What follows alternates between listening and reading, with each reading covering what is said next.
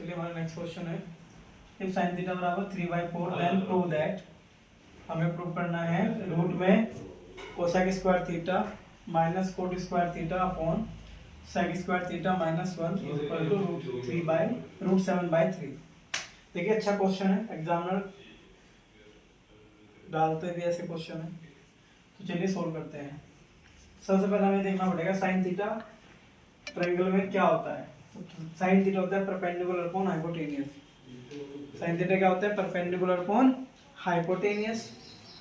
अगर आपको याद भी नहीं है तो आप ये लिख लो, पंडित बद्री प्रसाद हर बोले।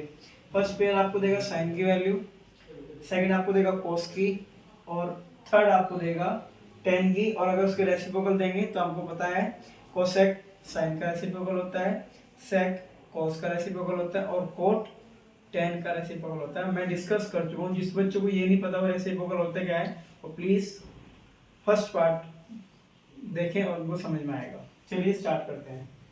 सबसे पहले हमने क्या बनाया, अपने राइट एंगल ट्रायंगल बनाया, और उसमें क्या हुआ जो जो गिवन है, तो हमें पता है sin थीटा क्या होता है? Perpendicular upon hypotenuse. Perpendicular upon 3 है हमारा, हाइपोटेन्यूज ये, तो इसका मतलब बेस हमें फाइंड आउट करना है। और याद रखना किसी भी राइट एंगल ट्रायंगल में अगर हमें बेस, परपेंडिकुलर या फिर हाइपोटेन्यूज इनमें से किसी को भी फाइंड आउट करना है तो उसके लिए एक रिलेशन दिया है पाइथागोरस ने, जिसको बोलते हैं पाइथागोरस थ्योरम। तो पाइथागोरस थ्योरम बताते हैं कि जो हाइपोटेन्यूज का जो स्क्वायर होता है वो बेस स्क्वायर और प्लस परपेंडिकुलर स्क्वायर होता है।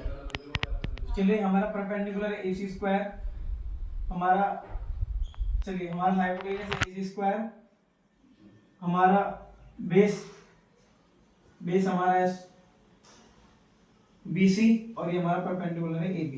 EC की वैल्यू हमें क्या है गिवन 4, AB की वैल्यू हमें गिवन क्या है 3, और B से हमें फाइंड आउट करना है। 4 का स्क्वायर क्या होता है 16, 3 का होता है 9 प्लस BC स्क्वायर।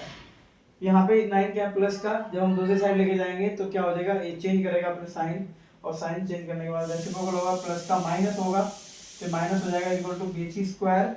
और ये 16 में से 9 को अगर हम सब्ट्रैक्ट करेंगे तो आएगा 7, दैट इज BC की वैल्यू आएगी हमारी √7।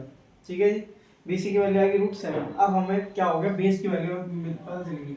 चलिए हम क्वेश्चन को सोल्व करते हैं। देखिए ना क्वेश्चंस में हमें जितनी डिटेल्स पता होगी हमें उन्हें अप्लाई करना है, क्वेश्चंस को जितना हो सके अपने लिए इजी बनाना है। ठीक है, चलिए ये हमारा लेफ्ट हैंड साइड है cos square theta minus cot square theta, sorry cosec square theta minus cot square theta upon sec square theta minus 1। आपने अगर मैंने सेकंड पार्ट में ही आइडेंटिटी पढ़ाई थी आपको, और उसमें ये बताया था कि हमारे पास 3 आइडेंटिटी होती है। फर्स्ट होती है sine square theta plus cos square theta equal to 1। Second आपकी होती है tan square sec square theta minus tan square theta equal to 1। और थर्ड आपकी होती है cosec square theta minus cot square theta equal to 1। तो हम direct इसकी जगह क्या यूज कर सकते हैं 1, क्योंकि ये इनइक्वालिटी होती है।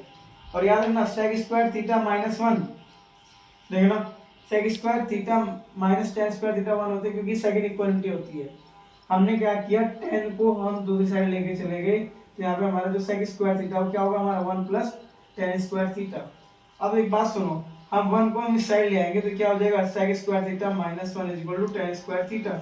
इसका मतलब हम ये कह सकते हैं कि जो सेक स्क्वायर थीटा माइनस 1 होता है वो किसकी वैल्यू होती है टेन स्क्वायर थीटा की। तो इसकी सेक स्क्वायर थीटा की जगह हमने क्या पुट कर दिया टेन स्क्वायर थीटा। और आपको पता है 1/10 क्या होता है हमारा कोट, 1/10 क्या होता है हमारा कोट। तो जब हमने कोट किया तो क्या कोट का स्क्वायर हुआ, दैट इज स्क्वायर से रूट कट गया, दैट इज कोट थीटा।